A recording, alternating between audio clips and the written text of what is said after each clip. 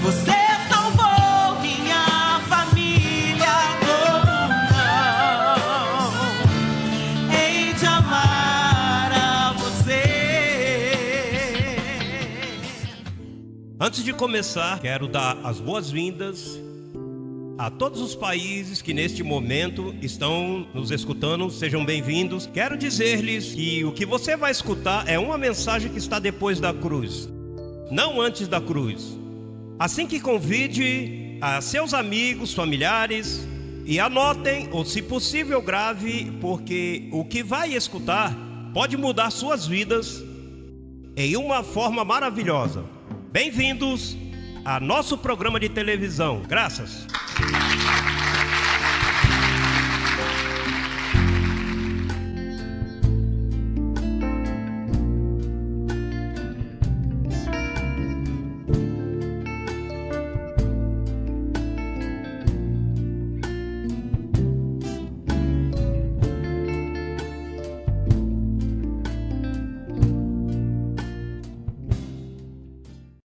Você sabe que eu impondo? Tem muitas coisas que falam de mim. Há outras que me se tornam difíceis de receber. Mas eu entendo que eu sou o outro, isso eu entendo. E que eu estou fazendo uma mudança na história, isso também eu entendo. Estou cumprindo um papel importante para a igreja. Isso eu entendo, porque como eu não vi ninguém fazendo o que eu estou fazendo, então eu recebo isso com modéstia, ou como seja, como nós dizemos, como me der na cabeça. Então até aí eu estou tranquilo. Ainda que há outras coisas, mas eu estou tranquilo. Mas eu também não posso negar, porque eu não tenho evidências. E os problemas são as evidências do que está escrito. Eu ensino a vocês viver por evidências e agora vocês estão usando a evidência contra mim.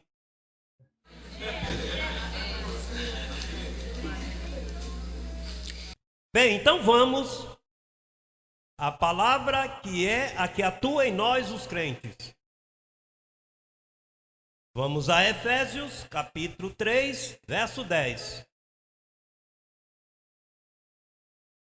São poucos os versos que vamos usar, mas aqueles que forem usados, trate de entender e ler detidamente.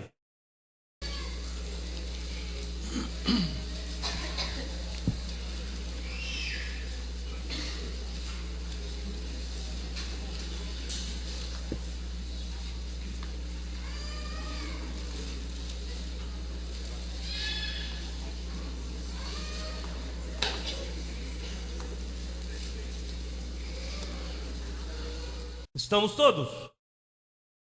Efésios 3, verso 10.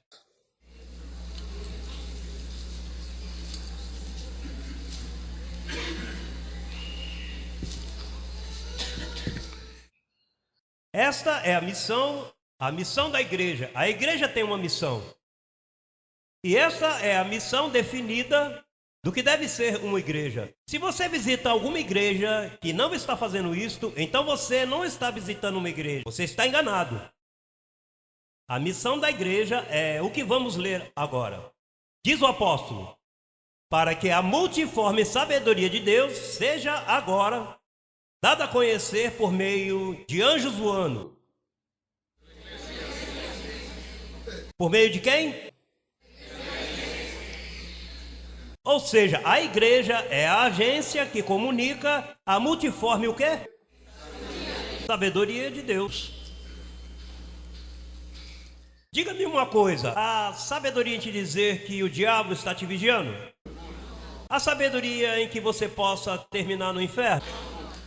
A sabedoria que Papai Deus anda com um chicote buscando para te dar pancadas e fazer com que a tua criança se caia pela escada e se meta de cabeça? Aí não há sabedoria.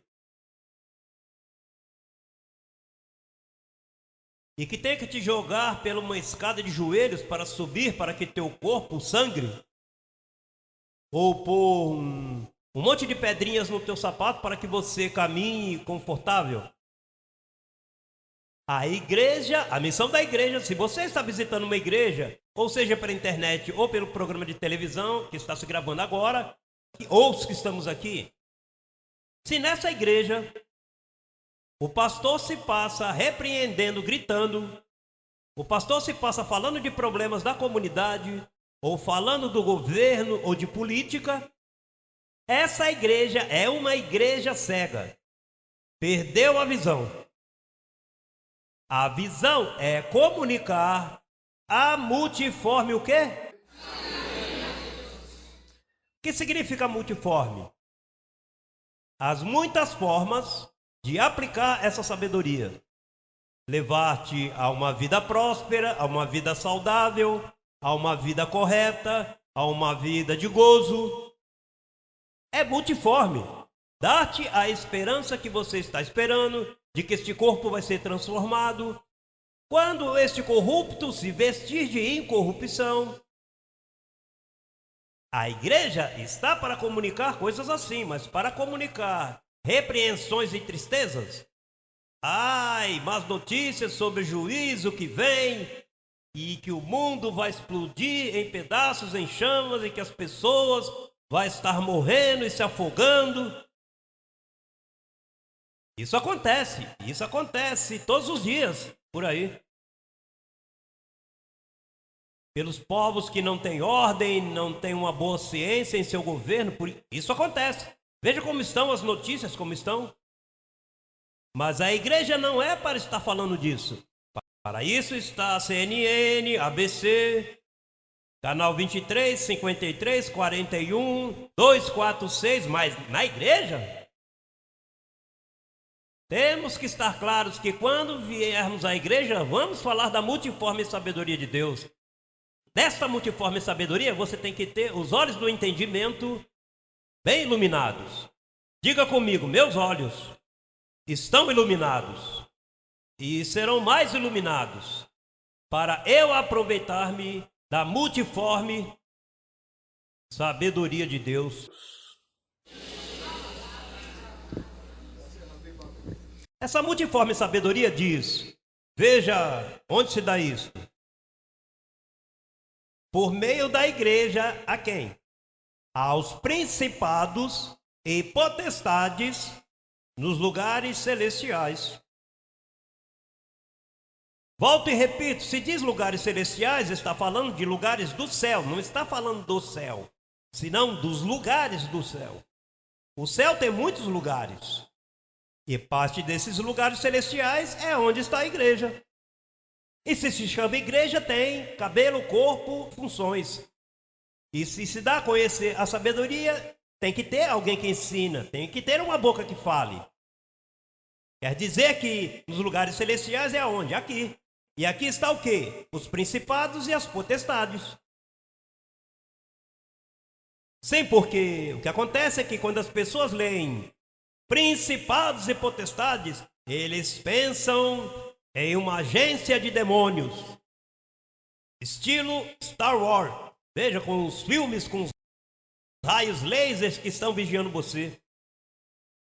Quando se fala de principados e potestades, as pessoas pensam um filme de Drácula desses de Sexta-feira 13. Imagina-se como está aí essas coisas horripilantes assim. As pessoas pensam isso. Principados e potestades. Há principados e potestades boas e há principados e potestades de maldade, maus. Mas são gente com corpo. Aqui é que está tudo o que Deus faz, está aqui na terra. Não pense nada para lá. Lá em cima é o paraíso, mais nada. E sabe quem está fora de nosso alcance? Os que morreram, que são eleitos, que Paulo disse que estão na nuvem de testemunhas. Que são uma nuvem de testemunhas que se passam ouvindo as informações. Veja, tantos loucos aí dizendo agora, como eu gostaria de estar nesta convenção tendo um corpo. Eu penso que Abraão, nosso bisavô, devia estar dizendo, eu sabia, isto era por fé, que isto ia chegar. E eu penso que Paulo disse, Olha, não pude ganhar nenhum para a graça.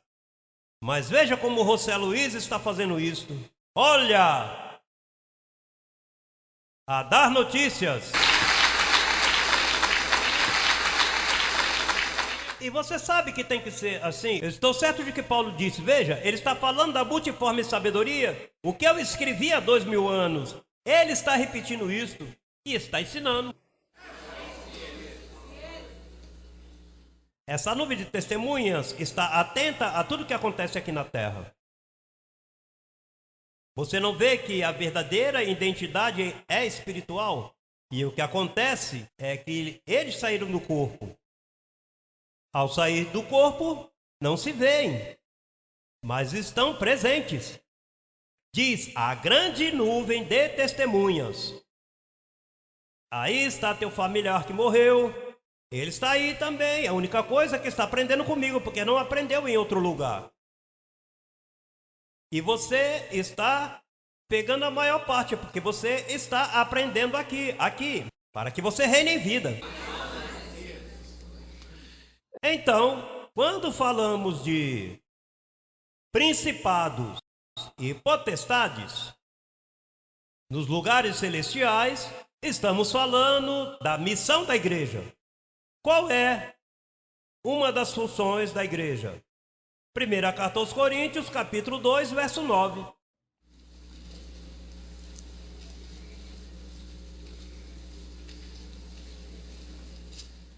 Primeira carta aos Coríntios.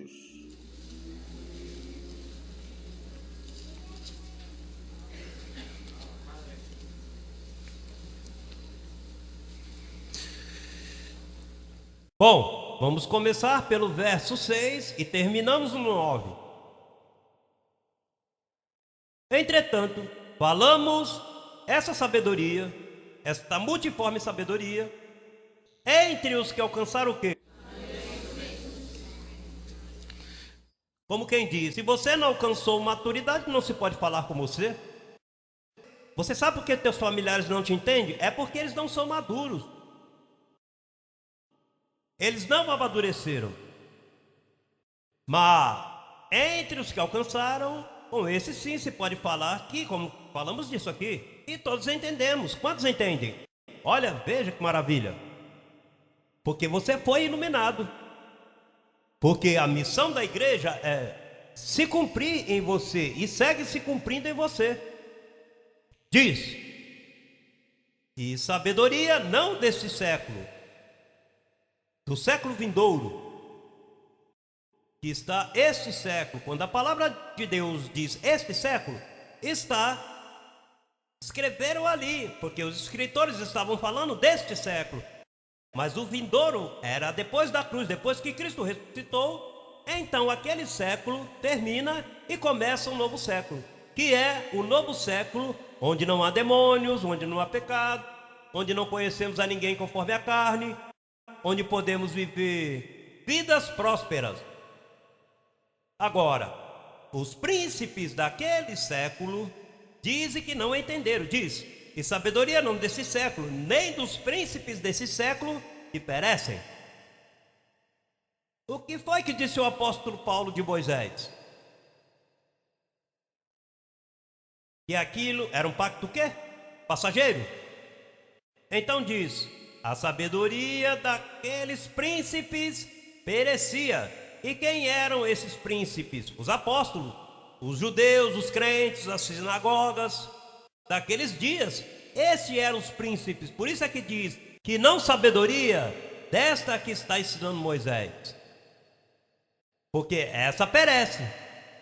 Esse foi um pacto passageiro. Estamos aqui, sim? Se não, diz que essa sabedoria, veja qual é. Mas falamos sabedoria de Deus em quê? A sabedoria oculta. Essa só Paulo ensinou, a qual Deus predestinou. Para quem? Para os predestinados. Se Deus te predestinou, Ele teve que predestinar também a você uma sabedoria. A que Deus predestinou antes dos séculos. para a nossa glória, a que nenhum dos príncipes deste o quê? Diga, antes da cruz. Esses são códigos que você tem que aprender, porque senão você passa por cima, séculos, não entende. Sim. Se você não entende, essas letrinhas pequenas são as que escondem a revelação. Por isso, quando falava destes séculos, eu me repito, antes da cruz, depois que Cristo ressuscita, aquele século terminou e começaram novos séculos. Diz, a que nenhum dos príncipes deste século conheceu, porque se tivessem conhecido, nunca teriam crucificado o Senhor de glória. Em outras palavras, Paulo está falando das vidas que viveram no século antes de Cristo morrer. E então Paulo as identifica, os príncipes deste século, onde estou vivendo, porque ele não tinha morrido. Depois que ele morreu, diz, morreu toda aquela gente, então começa outro século. Eles ficaram, depois que Cristo morreu e ressuscitou, eles estavam com vida. Então ele disse assim, antes como está o quê? Coisas que o olho não viu, nem ouvido ouviu, nem subiram o coração, a mente do homem, são as que Deus preparou para quem, hein? E como você sabe se você o ama? Porque todo mundo diz que ama a Deus, todo mundo diz que ama a Deus. Mas a melhor forma de você saber se você o ama é quando você ama o que ele ama, que é esta palavra de graça. Se você não gosta disto que eu estou falando nesta noite, você não ama Papai Deus, porque não ama aquilo que ele te disse. Ou seja, tem muita gente que diz, eu amo a Deus na minha maneira. Todo mundo ama. Os índios amam a Deus através, quando não conheciam, Deus Sol, Deus Lua. Todo mundo aí incuravelmente religioso. O ser humano nasceu para crer. Mas o importante é que você creia na sabedoria predestinada, a que Deus revelou. Essas que o olho não viu e nem o ouvido ouviu.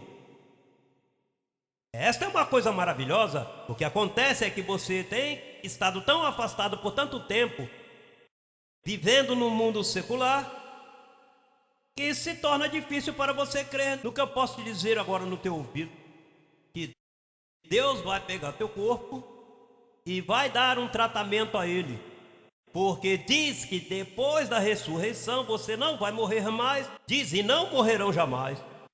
Ou seja, se você não vai morrer jamais, é porque você vai ser bem consertado nesse corpo. Você sabe o que é isto?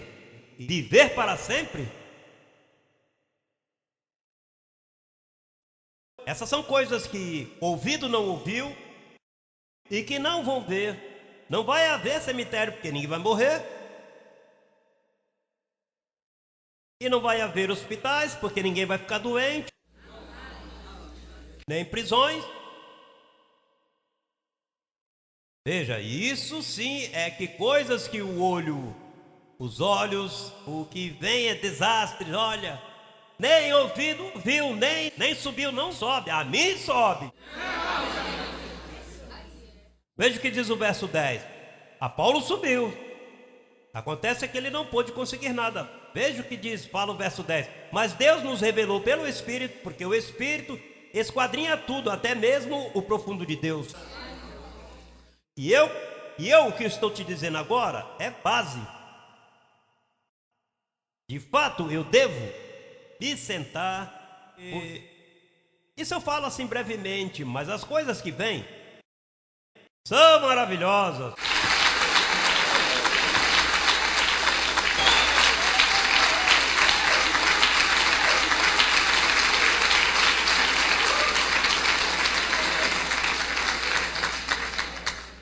Quando se acabar todo o conselho de Deus, aí vem.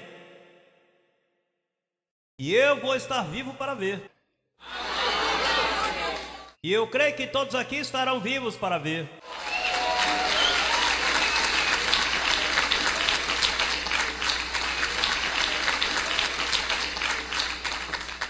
E isso vai ser algo maravilhoso.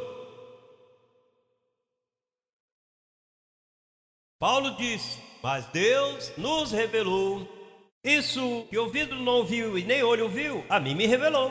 Mas o que acontece é que os religiosos aí, Pedro, João, todos os apóstolos de Jesus Cristo, falaram: não convém esta mensagem. Por isso foi que ele disse: olha, rapaz, todos me abandonaram. Todos.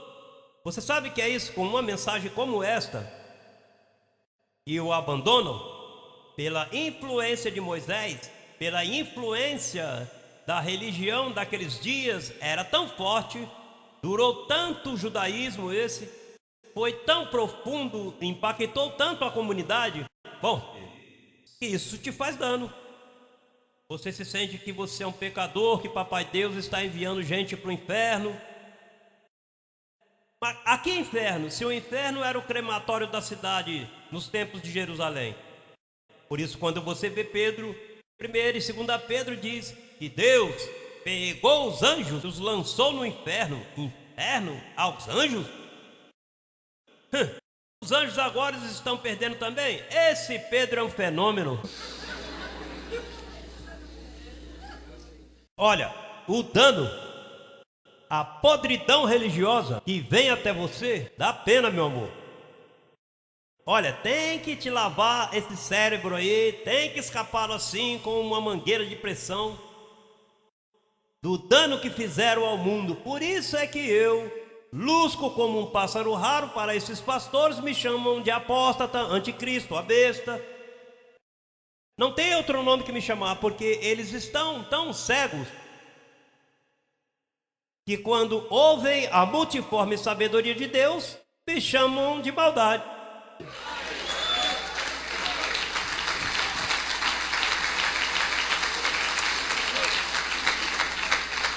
A cegueira é grande. E veja, e Deus necessita mulheres com saias compridas e homens com calças compridas. Nós não necessitamos de gente religiosa aqui, com sentimento de que, ai, que lindo. Não, você tem que ter mais que isso. Você tem que ter saias postas. Olha, essa aqui é a palavra de Deus. Mulheres que se levantem a pregar esta palavra, a ensiná-la, a conseguir alguma coisa. Homens zelosos pela palavra.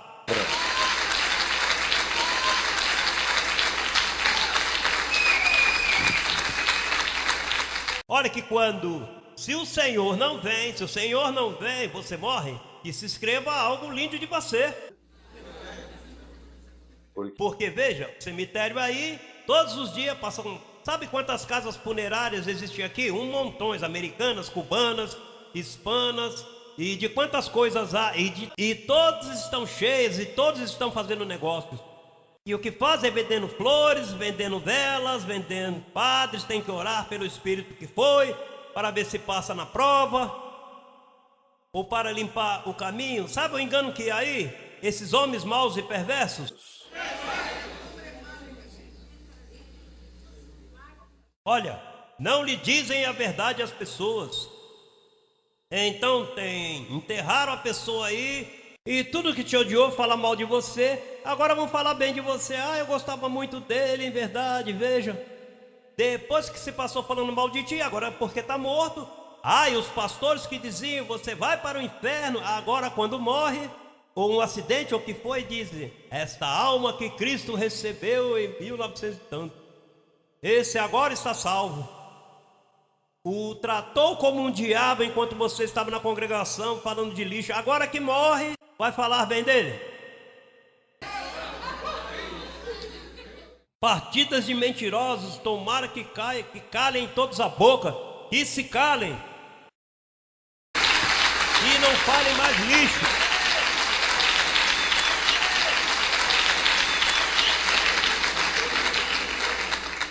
Esses são os culpados da pobreza.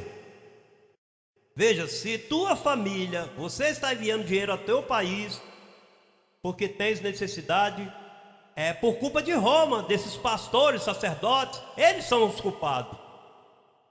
Eles são os culpados de todos esses delinquentes que há nas prisões. E depois vamos lá falar mais lixos para eles também. Depois que os meteram preso, porque uma criança, quando se levanta, você a educa bem e você diz a ela quem ela é, a criança jamais vai se tornar um delinquente. Ele pode passar por provas, mas delinquente não. Na prisão não vai acabar. Por isso é que temos que reformar, temos que comunicar a eles, aos principados e potestades, a verdade de Deus. Tem que dizer isso a eles.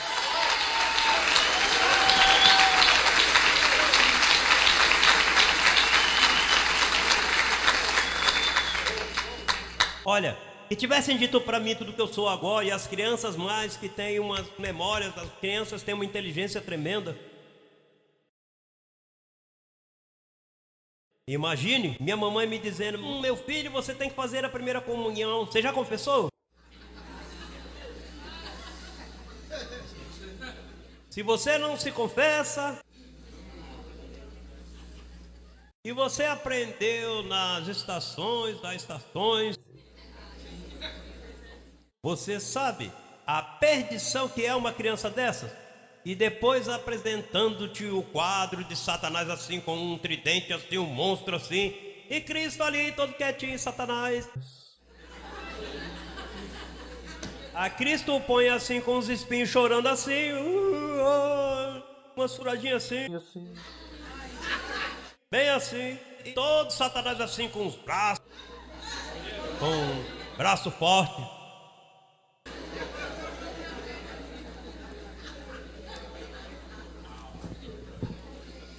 Isso, desde pequeno você mete a criança na igreja. E aos protestantes também tem esses quadrinhos assim que apresentam todos os crentes como uma coisa larga assim, tem que ter barba, senão qualifica, e uma sandália. Então, apresentam isso para as crianças, isso é judaísmo. As mulheres vestidas como se vestem nessas áreas da Ásia. Então isso vai afetando a mente da criança, vai traumatizando. Assim é um judeu. A meter-se com Moisés. Tire, não os leve à igreja, leve ante a Disney World.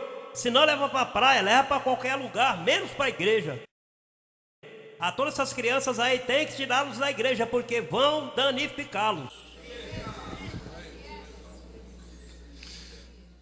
Comunicando a eles, aos principados e potestades, a multiforme sabedoria de Deus.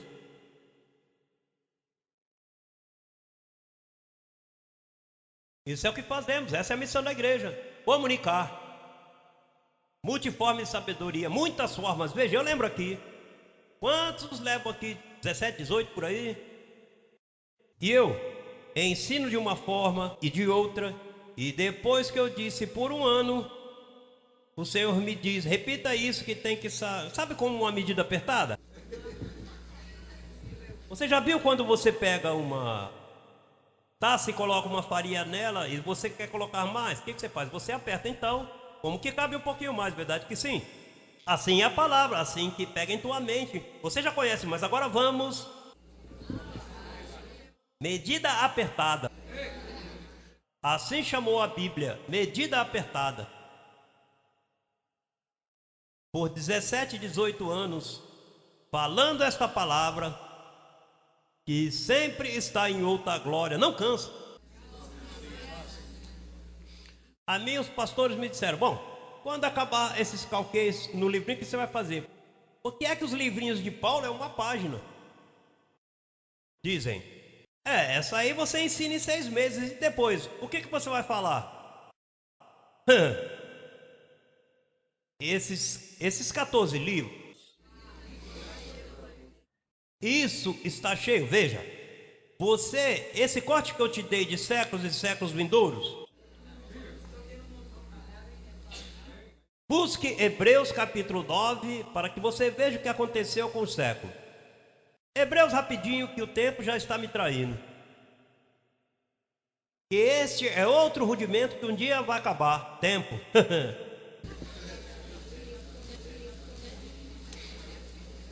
Paulo era tão fanático de que o rudimento, que o tempo era rudimento, que um dia pregou, levava tantas horas pregando que havia um rapaz que se chamava Eutico, e ele dormiu e caiu no chão. Olha, Paulo mareava eles, tonteava, metia 3 horas de ensino, imagine.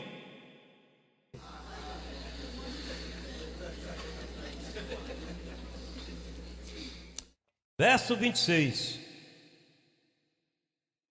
Diga, eu estou iluminado, entendo o que leio, e não retorna vazia. Me ajuda. Diz, de outra maneira, lhe teria sido necessário, verso 26, padecer muitas vezes, falando aqui de Cristo, quando morreu na cruz. Padeceu muitas vezes desde o princípio do mundo, mas agora na consumação do quê? O que aconteceu com os séculos? Quando foram consumados? Quando ele morreu. Então, quando em Efésios 6,12 diz que não temos luta contra carne nem sangue, senão contra principados e potestades, deste século era antes da cruz. E o que ficou depois da cruz foram os apóstolos e os ensinos judaicos, que prejudicaram tanto que não creram em Paulo. Paulo os deixou plasmados, escritos. Os deixou escritos, mas não se ganhou ninguém. O ministério crescendo em graça leva 2000 anos. Eu peguei ele sem nenhum membro. Aliás, eu fui o primeiro membro. Eu fui o primeiro cristão depois de Paulo. Eu fui o primeiro que criei. Olha, as igrejas estavam cheias, mas o ministério crescer em graça não tinha nenhum. Bom, diz que Jesus Cristo crescia em graça e em conhecimento. Assim ele foi o primeiro, incorporou esse ministério, foi ele. Porque diz que a criança, o menino crescia em graça e conhecimento. O que nós fazemos? Crescendo em graça e em conhecimento. Então diz aqui que na consumação dos séculos se apresentou uma vez para sempre pelo sacrifício de si mesmo para mover o pecado, para assustá-lo, para tirá-lo. O tirou? Eis aqui o Cordeiro de Deus que o quê? E quando morreu, o que ele fez? Então, de que pecado está falando Roma e todos esses batistas, protestantes, pentecostais, que todos os domingos falam de pecado? Essa é a pregação deles. Tirar o pecado do meio, não se pode falar uma palavra, porque eles não podem pregar se não tem um exemplo. Deixa-me ver como é que passa todo mundo à frente. Vou levá-los à culpabilidade, para que digam que minha mensagem ficou boa para ajudar a amada. Porque eu sou um pastor evangelista, e minha missão é alcançar almas para o Senhor. Tire isso deles, diga para eles, o pecado foi tirado. Eles dizem o quê? E as pessoas que estão aí são obras da carne. Mas para ter pecado tem que estar a lei de Moisés presente. Por isso, porque a lei, perdão, porque o pecado sem a lei está morto. Então está a sabedoria, a multiforme que tem que ser revelada. Esses pastores, eu te digo uma coisa, eu não sei o que Papai Deus vai fazer com eles, mas eu espero que pouco a pouco se vão endireitando, consertando ou veja, eu não sei o que Deus vai fazer com essa gente. Ou que morram sim, melhor estar morto que vivo, porque vivo falam.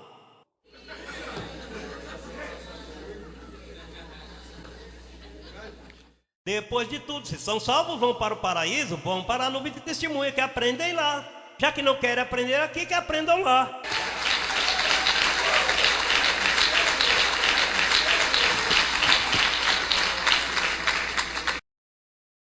O Evangelho diz, o Evangelho diz E ele padeceu uma vez para tirar o pecado. Assim não me chame de pecador. Com quê?